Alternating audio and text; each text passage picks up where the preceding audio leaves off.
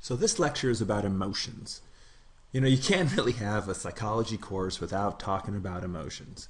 But we're going to get into some theory, and we're going to get into some a little bit of anatomy and some experiments that look at different aspects of emotions. Now, when we talk about emotions, these are things that would stir us to actions, that agitate us, that arouse us, and we can measure different types of emotions with facial expressions, with physiological changes, primarily in the autonomic nervous system, of course in the behaviors we see, and in motivational properties of those emotions. Now, in psychology, when we talk about emotions, we oftentimes use the word affect. I mean, there are even affect disorders, people with disorders of their emotions. So affect and emotions, these are pretty much synonymous in the field of psychology. So there's a lot of different types of emotions, a lot of different subcategories, but pretty much they're categorized into these basic types. Well, one is happiness and joy, and that's kind of obvious, and you can see these in facial expressions, and you can see these in some levels of arousal. But here are the emotional, the emotion prototypes. These are the ones that might have subcategories, but we oftentimes put emotions into these basic 7 categories. Happiness, love, surprise, sadness, fear, anger, and disgust. And of course, each one of these might have different subcomponents, and of course, there's a lot of overlap between them. So in terms of facial expressions, you know, we as humans, you know, we're primates. We have been living together in communities for a long time throughout our evolution.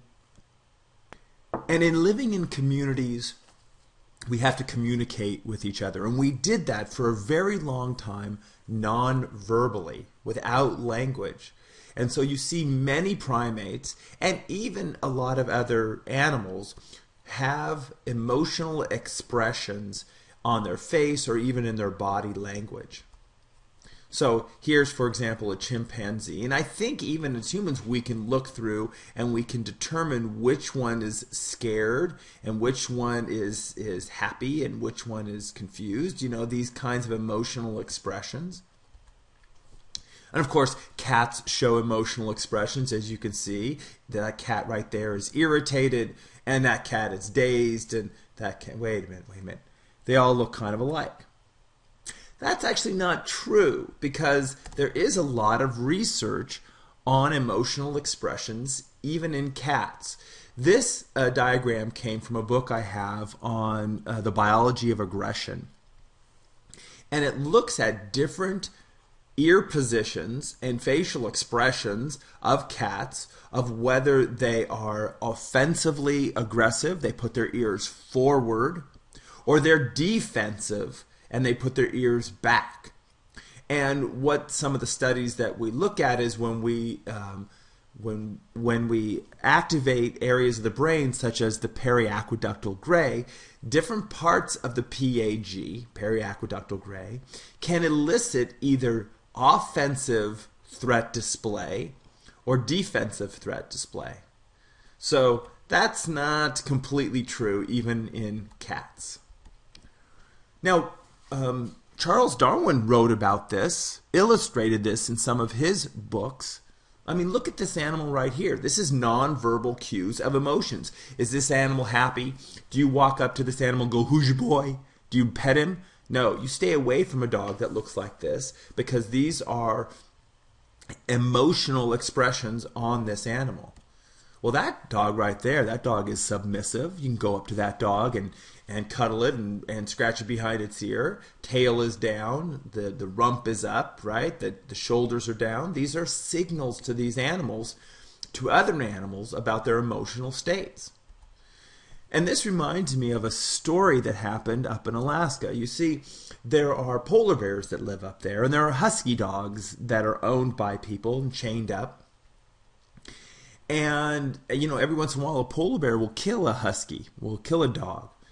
But there's a lot of examples of when these two animals want to play. The polar bear needs play in its life. It likes to play. So it comes up to the husky and it shows them a signal through body language that I'm not aggressive, that I'm not angry, that I'm not threatening. I want to play. They put the butt up, and the husky dog reads that signal. And if it's interested as well, it will do the same thing. They will communicate to each other their intentions of just playing, and then they'll play. And this is an example of a polar bear and a husky that would play together every few days. So one of the leading experts on facial expressions and emotions, and even body language and emotions, is a guy named Paul Ekman. And he found that facial expressions of emotions were equally identifiable from people around the world. And even, Darwin looked at this as well. He said that the facial expressions of happiness, sadness, anger, disgust could be identified by anyone. And Paul Ekman really got into what are called micro expressions, and that is expressions that we don't control very well, these very small emotions. And if you read those emotions, you can know a lot about that person's state and that person's intention. They even made a TV show that was out for a while that was called Lie to Me, and it was about these. It was really based on this character. Paul Ekman was the lead character, kind of a thing, and what they would do is they would solve crimes or based on people's facial expressions. This is more of a probability thing, so the show was a little overhyped, but it was very interesting. So emotional expressions can tell us a lot about the person's state. In fact, I've done some research in my lab about this, where we put facial EMG electrodes on the forehead, on the cheek, and have people either mimic expressions or we're looking at their reactions to playing games. We can look at their autonomic system, their emotional state, by recording even the slightest changes in facial muscles. So let's see if we can try it. Let's just look at the eye, for example. What expression is this person feeling? All I'm showing you is the eye. Are they happy? Are they sad? What do you think? Okay? So you probably got that right. Well, let's try a few of these. How about that person? Just the facial muscles around the eye can tell us a lot. Is that person happy? No. Sad. How about that? If you saw just that, you know a lot about the facial expressions of this individual. Ooh, hello. Right? Okay, so we really wear our emotions on our face. It's one of the reasons I think it's odd that people might get things like Botox to make them look younger, but it also keeps them from expressing to other people their emotional states as easily.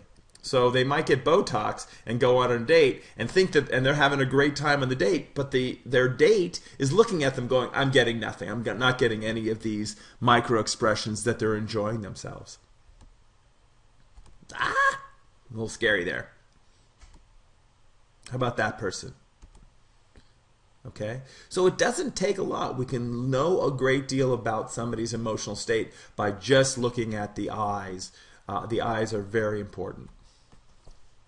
Okay, so these are the facial expressions I had for different types of emotions. So what about the theory? Why do we do this? And this gets back to the work of Darwin. And he wrote a lot about emotional expressions. Well, emotions aid in survival. Look at the polar bear and the husky dog. Okay? They communicate to each other that they're not threatening. They communicate to each other that they don't want to fight. Okay? This can help in attachment. When we talk about children attaching to parents, but also parents knowing when their child is needing of food or other things. This also helps in mate selection. Fear of predators. Okay? We learn a lot from other people in communities. We know when a circumstance is bad by looking at the expressions of other people. Sadness leads to crying, crying needs to help, and these are all very important things. It's important that we understand the emotional state of other people. We even get into this idea of theory of mind, where you can go into the mind of another person in a way and know their emotional expressions. This is maybe one of the problems with people who are on the autism spectrum, that they don't clue into the emotional states of other people, which is a very important thing when it comes to mammals, but primarily primates and especially humans. And if I can communicate to you my emotions by facial expressions, by body positions, maybe that can reduce conflict, which can be really important. So what about emotions and moods?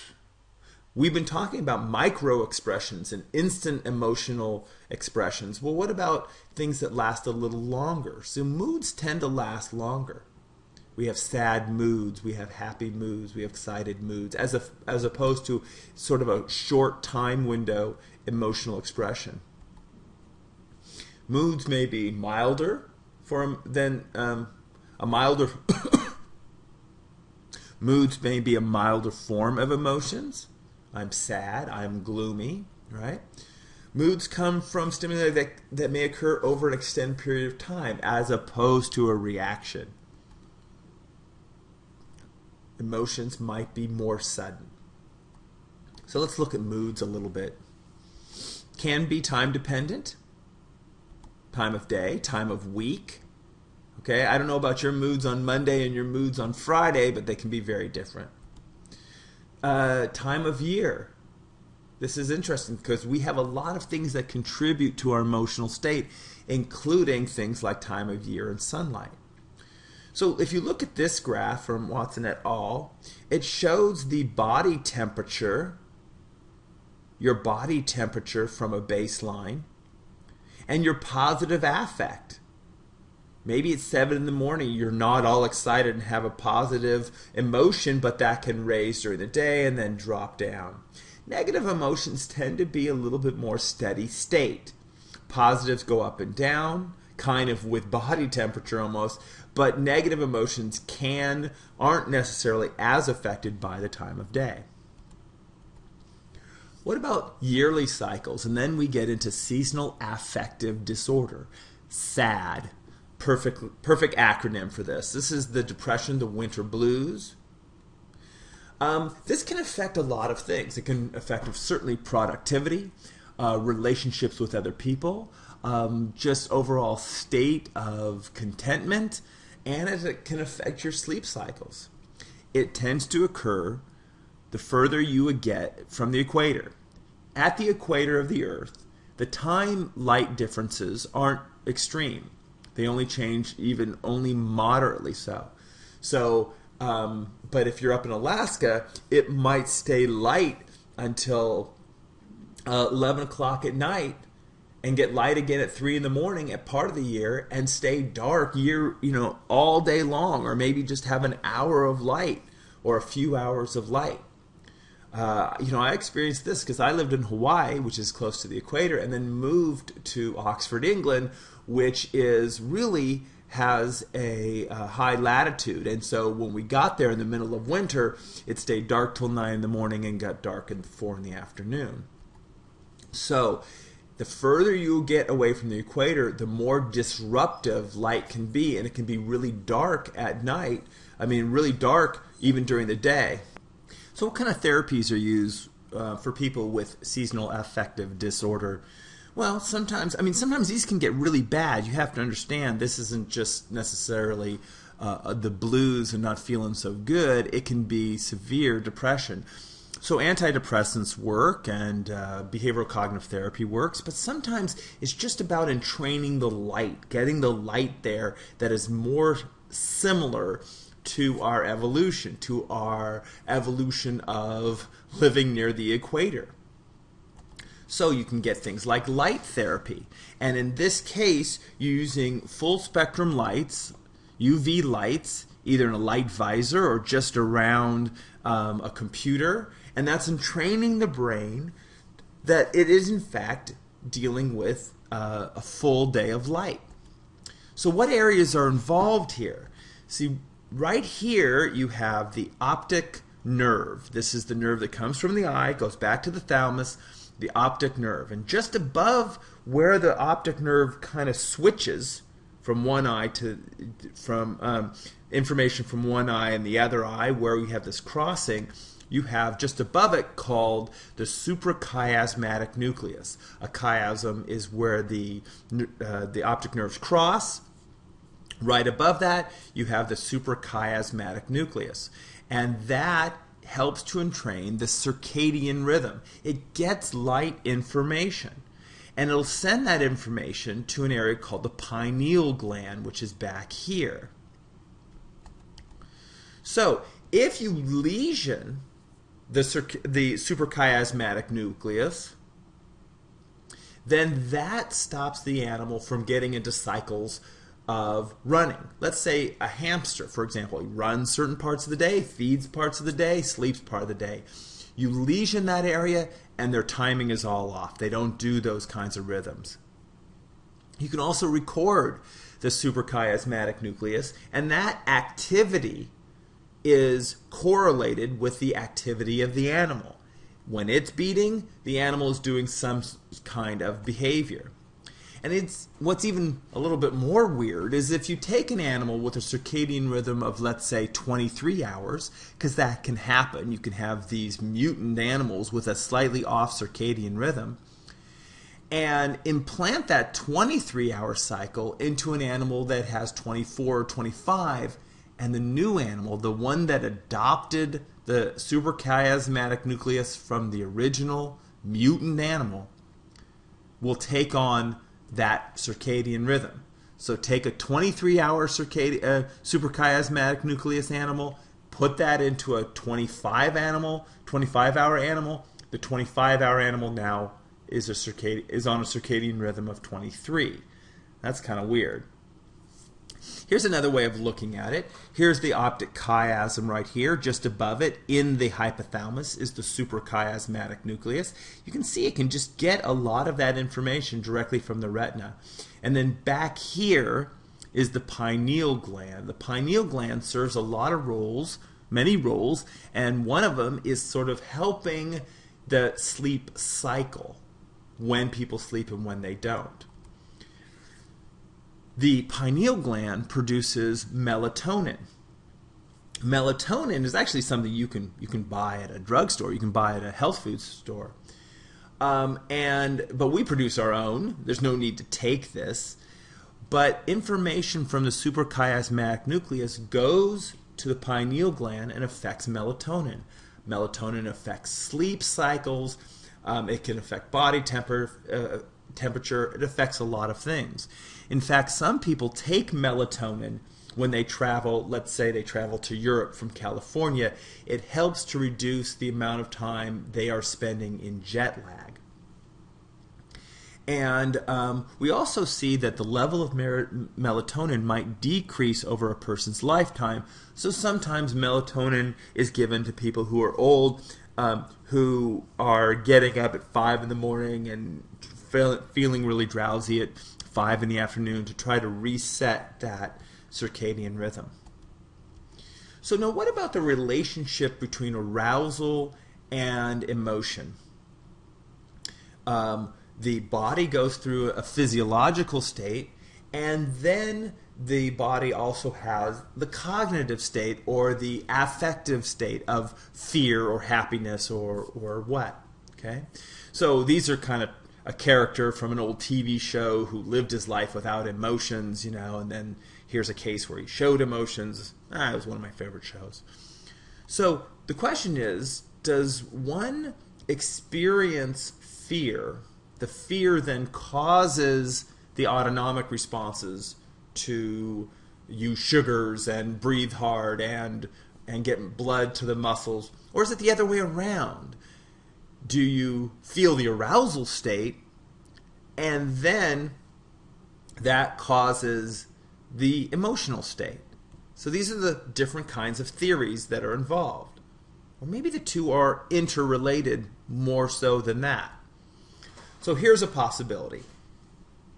You see a tiger, you say, I'm fearful of tigers, and then I have an emotional, physiological reaction to that emotion. Whatever the physiological autonomic response is to fear, you have it after you realize you see this tiger.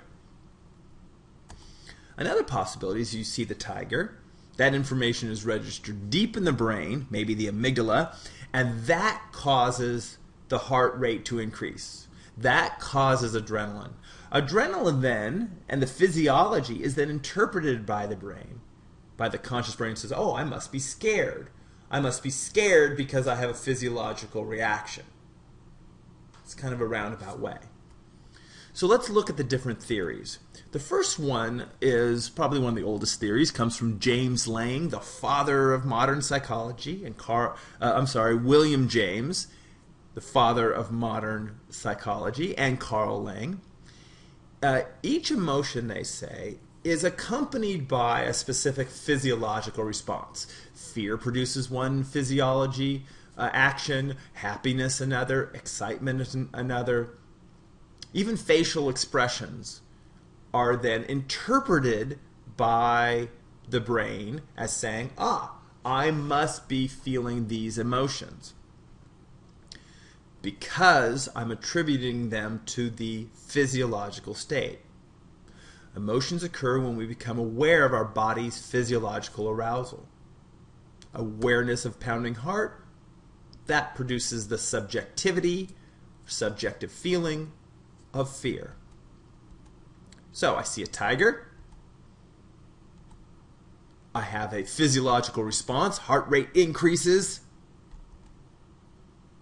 And that is interpreted by the brain as being an affective experience. I am scared, or maybe I'm excited, or maybe I'm angry. Whatever that is, the affect is determined by the physiology. Another theory, called the cognitive arousal theory, focuses more on the interaction between arousal and cognition. The emotion comes from the interpretation of the event, and not just the event. The quality of the emotional experience depends on the cognitive appraisal. Let's give it some examples here. You see a tiger. Now that produces a physiological change, a heart rate. Okay? That then is interpreted cognitively. I determine the circumstance. Okay? If I'm out walking around and there's a tiger right there, that should be fear. I interpret this, I should run away, I'm about to be eaten by a tiger. However, if I'm at a zoo and I really am excited to see a tiger, I'm thrilled to see a tiger, I don't need to run away. I can be really happy. I can interpret it. Those interpretations then can play back on the physiological change, appropriate for the emotion. So you have the physiology affecting the determination of the significance, run away or be thrilled, and that can play back on the physiology. It's more about interpreting the physiological state. And then we get into Cannon's theory, and they say the physiological response prepares the individual for the emergency response. In other words, there's no use having a physiological response unless you know what you're going to use it for. So in this case, the emotion comes before the physiology. So if I need my adrenal gland to go, if I need my sugars I need more sugar in my blood, I need my heart rate. It depends on the circumstance. Suggests that both the emotional and non-emotional states could arise from the same physiological changes. So, you see the tiger, you appraise the situation. I see I'm okay, or I see that I'm about to be eaten by a tiger. That produces the appropriate physiological response, because what they've said, as before, is Well, maybe it's just the physiological responses aren't as cued in as James-Lange Theory suggests. Maybe you need first the cognitive appraisal and the emotion before the arousal. So here's some of the ways that you look at the James-Lange Theory. There's some methods of testing it. You can have a real-life manipulation. Put a participant in a situation that elicits emotional response. Look for autonomic responses that are very specific to that emotion. You can just do direct facial action. This is kind of interesting. What if you just make somebody smile? Do they then say, I'm happier? Because the brain is interpreting the muscles in the face as being in an elevated state of smiling. I therefore must be happy. Or what about frowning? And what about reliving emotional tasks? So ask subjects to relive an emotional experience from their past. And that's a way to generate these emotional feelings and then look at the autonomic responses. So what we do notice, especially with facial expressions, that facial expressions can be very different depending on the emotion.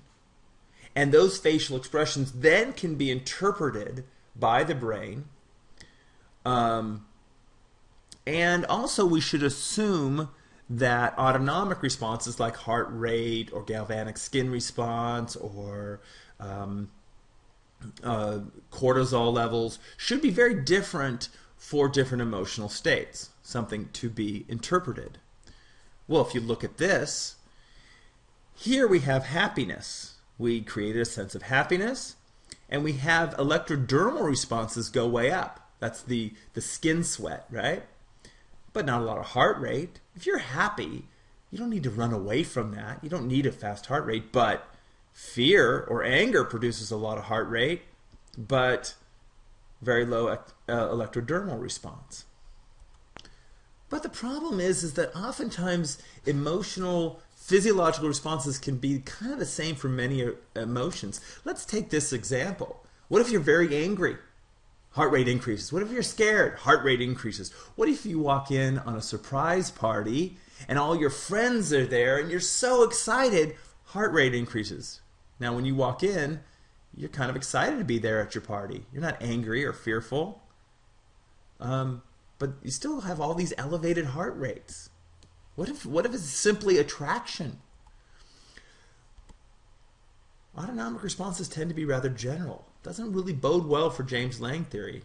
And oftentimes happiness really doesn't produce a lot of autonomic responses and yet can be a very strong emotion.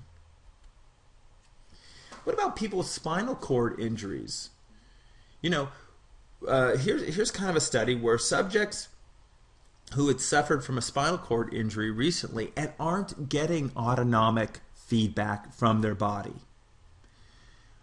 What we find is that in some cases, they don't report the emotional heat of a situation that might make them angry after their injury compared to before their injury.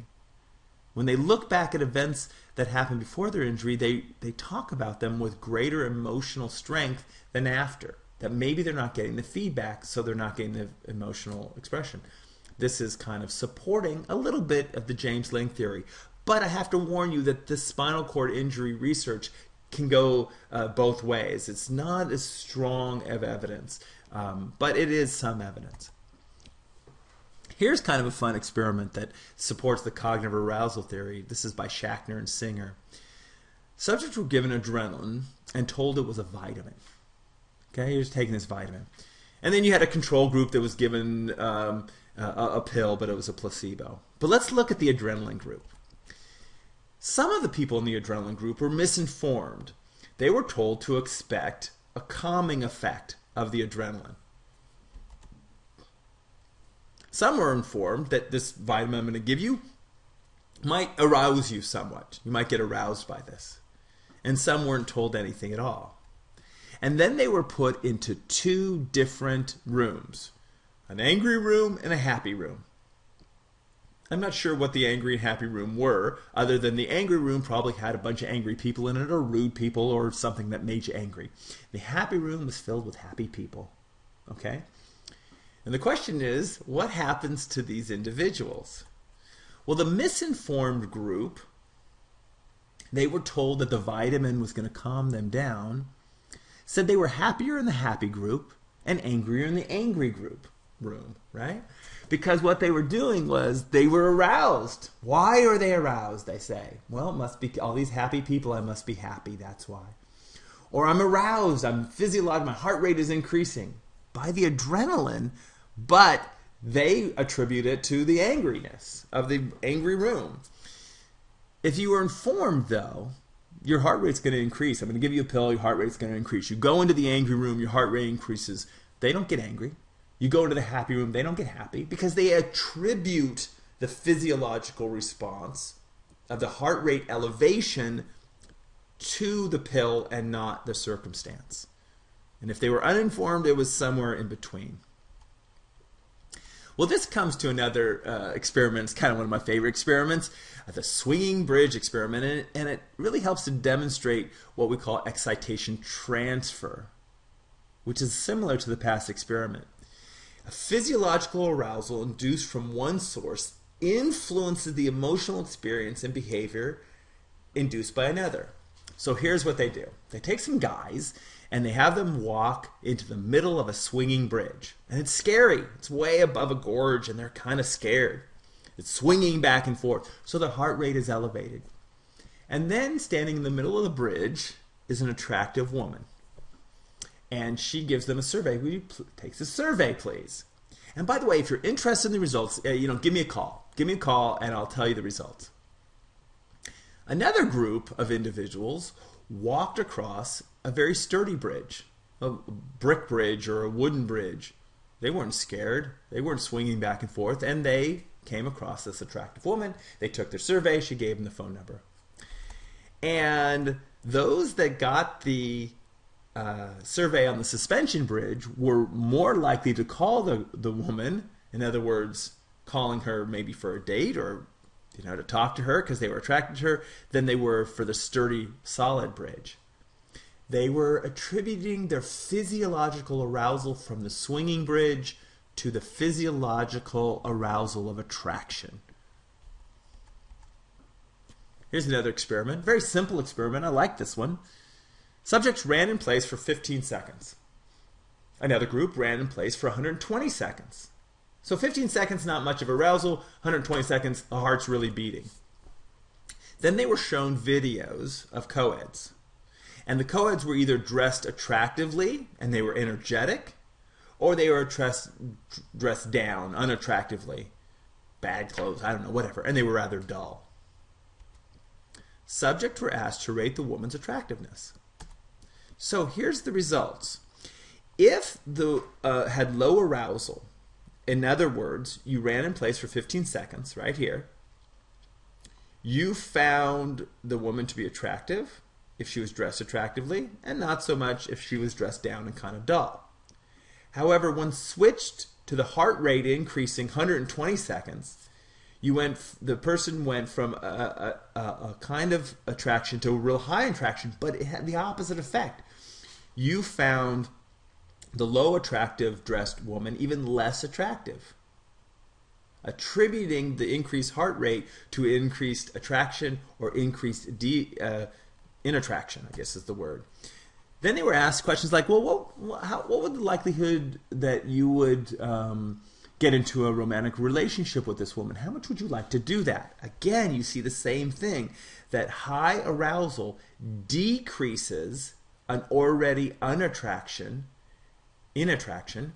and attraction is increased by arousal.